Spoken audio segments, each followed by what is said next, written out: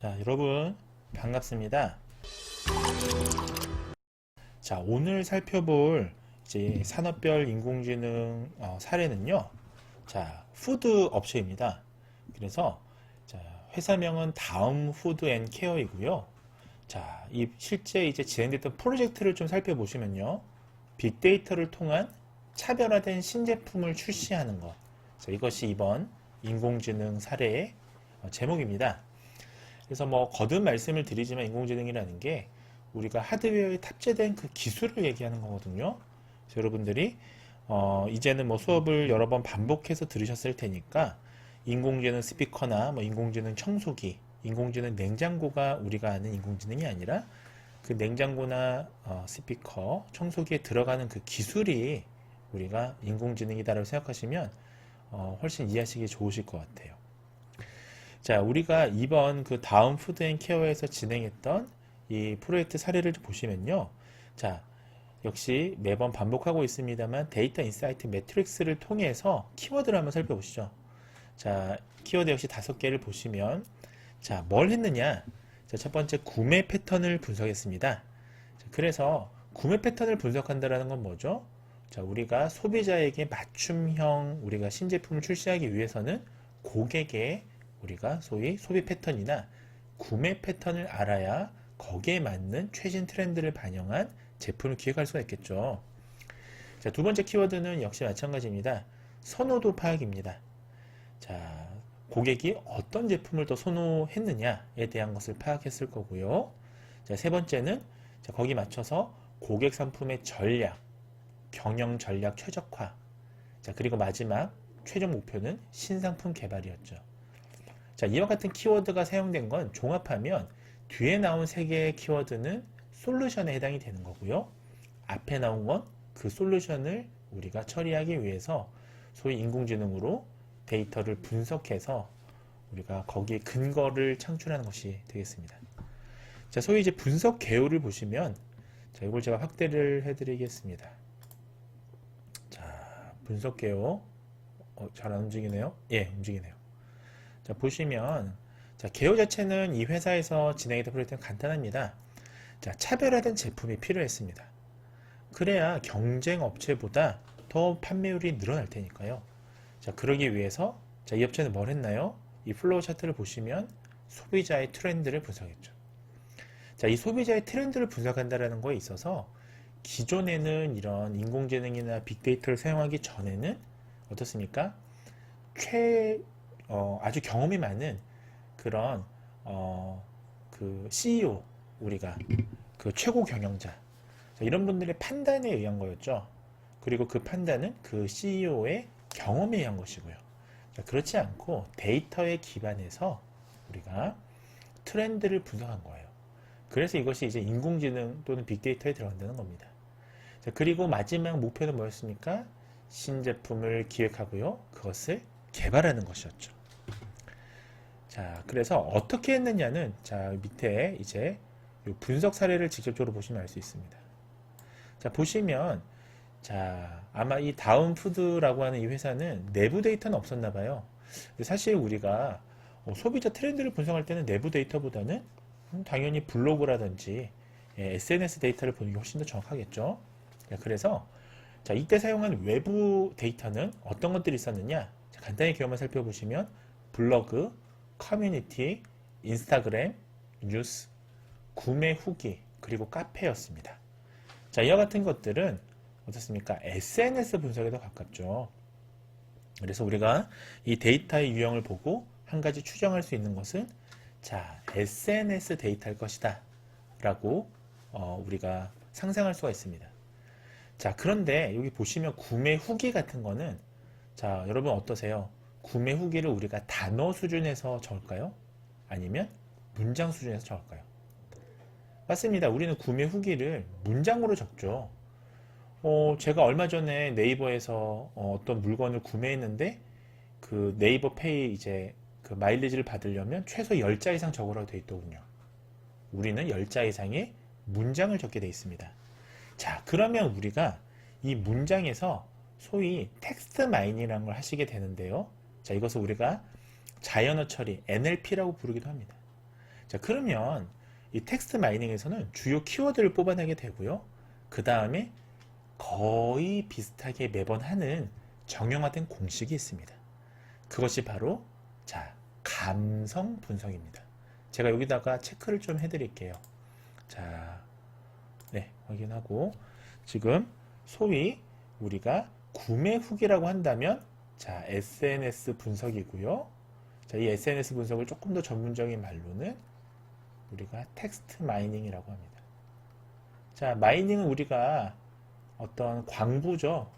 자, 광부가 광산에 가서 광물을 캐듯이 자, 텍스트 마이닝, 소위 어떤 문자에서 정보를 캐낸다는 의미입니다. 자, 그러면 이 문자에서 정보를 캐내는 게 뭐냐? 바로 아까 제가 말씀드렸던 공식처럼 가는 게 자, 센티멘트 애널리시스, 감성 분석이 되겠습니다. 자, 그럼 감성 분석이 뭐냐? 자, 여러분 이거는 좀 어려운 얘기인데요. 감성 분석은 간단히만 말씀드리면 자, 우리가 감정이라는 게 있죠. 예를 들면 악플을 한번 생각해 보세요. 악플은 우리가 문장을 다 읽지 않더라도 뭔가 부정적인 글이라는 거 우리가 짐작할 수가 있습니다. 자, 그래서 감성 분석은 소위 뉴트럴, 뉴트럴은 중립이라는 뜻이고요. 자, 네거티브, 뭔가 좋지 않은 감정, 파지티브, 우리가 좀 더 좋은 감정. 자, 이런 식으로 세 가지로 분류하는 것을 우리가 감성 분석이라고 합니다. 그래서 결국은 우리가 문장 내에서 핵심 키워드를 뽑아내고 그 키워드가 이 문장의 부정적인지 긍정적인지를 판단할 수 있는 이런 분석은 텍스트망에서 거의 공식처럼 따라가는 것입니다. 자, 그 다음에 자, 여기 연관어 분석 있죠? 연관어 분석 역시도 마찬가지입니다. 자, 그래서 지금 보시면 결국 특정 분석은 특정 결과만을 우리가 목표로 한 게 아니라 거의 다 해당이 됩니다. 예컨대 연관어 분석을 사용한 이유는 구매 결정 요인을 파악하기 위함이었고요. 그 다음에 신제품의 제품군을 선정하기 위해서 연관어 분석을 했다라고 지금 여기 나와 있죠. 마찬가지로 감성 분석 역시 마찬가지입니다. 감성 분석 역시 구매 결정 요인을 파악하고요. 그 다음에 자, 삼체에 대한 소비자의 인식을 파악하기 위해서 소위 이제 타겟군을 파악을 하는 것이죠. 자, 그러면 자, 예를 들면 이 구매에 대해서 부정적인 감정으로 꼽힌 사람들은 구매를 할 사람들인가요? 안 할 사람들인가요? 아마 구매를 안 할 가능성이 높은 사람들이겠죠. 반대로 이 제품에 대해서 긍정적인 코멘트를 다는 사람들은 대체로 그 다음에도 이 제품을 구매할 가능성이 높은 집단입니다. 소위 이것이 이제 타겟군이라는 거죠. 자, 이것을 잘 예측하는 모델, 이것이 바로 오늘 살펴보실 빅데이터를 통한 차별화된 신제품 출시에 대한 솔루션, 소위 인공지능이었습니다. 이건 제가 지우도록 할게요. 짠, 지우고요. 자, 이걸 다시 축소하고요. 잘 보이시죠? 자, 그래서 한번 내용을 살펴보시겠습니다. 자, 다음 푸드캔 케어는 저도 몰랐는데 여기 이제 설명을 보니까 천연 원료를 사용해서 만든 식품회사네요. 자, 천연 원료를 만든 식품회사니까 아무래도 고가의 회사겠죠. 고가의 상품이겠죠. 그래서 이 회사는요, 자, 목적이 있습니다. 질병 치유하고요, 건강 유지에 도움을 줄 거라고 생각해서 화학 첨가물을 넣지 않은 그런 천연 원료만을 사용한 그런 건강식품 회사였던 것이죠. 자, 이 경우에 여러분들 고객의 호불호가 갈립니다. 자, 여러분들 만약에 이런 프리미엄 제품들 천연 원료를 사용했다고 해서 여러분들이 고가의 제품이라면 이것을 구매하시겠습니까? 선뜻. 예, 이 회사는 이게 궁금했던 거예요. 자, 타겟을 어떻게 해야 될 것이냐? 자, 최근 건강식품 시장은 성장하고 있습니다. 그래서 시장에 출시된 제품의 종류는 다양해지고 있고요. 소비자들이 제품을 선택할 때 너무 다양하니까 초이스에 어려움을 겪는 것이죠. 그러다 보니까 이제 신제품을 개발하고 싶은 겁니다. 즉 비슷비슷한 건강기능식품이 아니라 정말 이거는 화학첨가물도 섞지 않고 하는 그런 제품이니까 자, 기존의 제품하고는 차별화된 신제품을 출시해서 경쟁력을 높이고 싶은 겁니다. 이 회사는. 그런데 그냥 우리가 추상적으로 이거 하면 잘 될 것 같아. 뭐 기존의 상품명에 이름 하나 더 추가하면 잘 될 것 같아. 대체로 이런 거는 잘 안 되죠.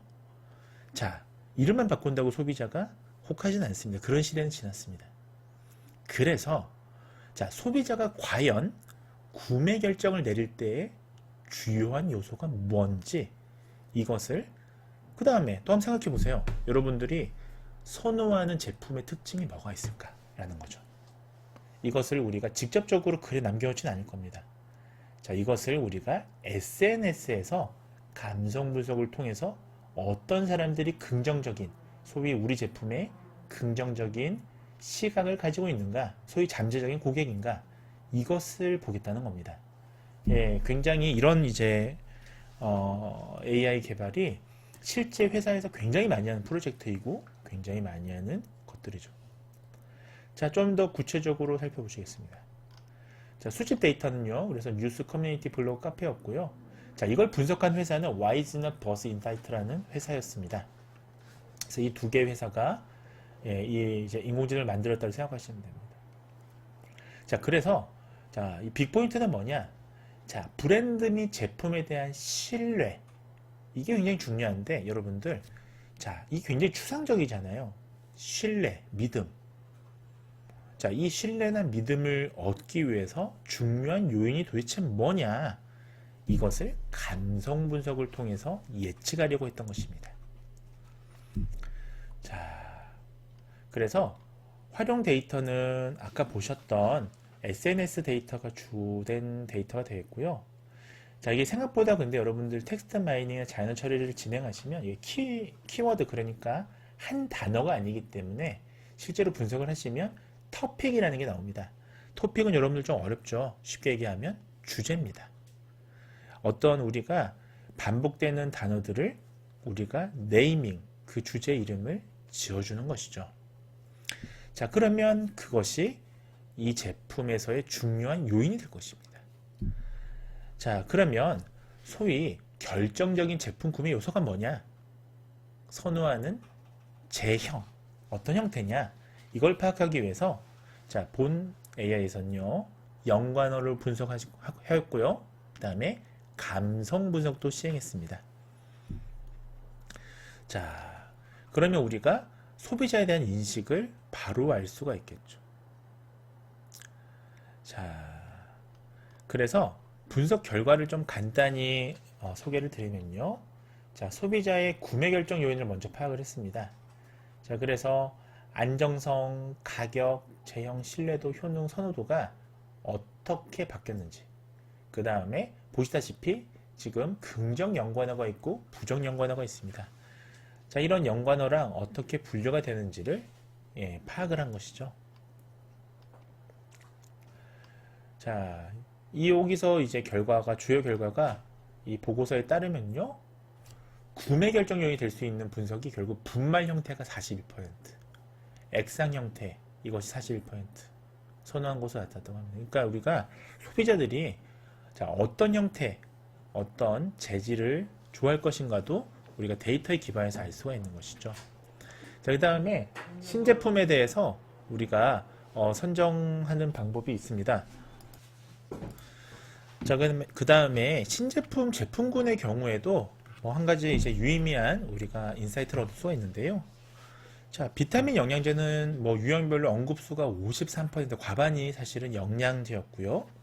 다이어트 용품이 26%, 건강식품 21%로 나타났다라는 게, 자, 이게 우리가 여기서 어떤 거를 인사이트를 얻을 수 있겠습니까, 여러분들? 자, 이 회사는 이렇게 얻은 거예요. 비타민과 다이어트 제품 시장이 이미 포화 상태다. 그렇죠. 왜냐하면 비타민 시장이 53%고요. 다이어트 시장이 26%면 합치면 79%가 언급되는 게 비타민이나 다이어트니까 이건 이미 경쟁력이 없다라고 판단을 한 거죠. 그래서 신제품을 자, 그 다음 순위로 나왔던 3위 순위인 건강식품으로 선정한 것입니다. 자, 그 다음에 그 이후에도 재료 비중을 봤더니 홍삼이 76%나 차지하고 있었으니까 대표적으로 건강식품 하면 우리나라에서 홍삼이 참 많이 거론되는 것 같아요. 그래서 자, 홍삼이 아닌 나머지 24%에서 주요 제품을 찾았고요.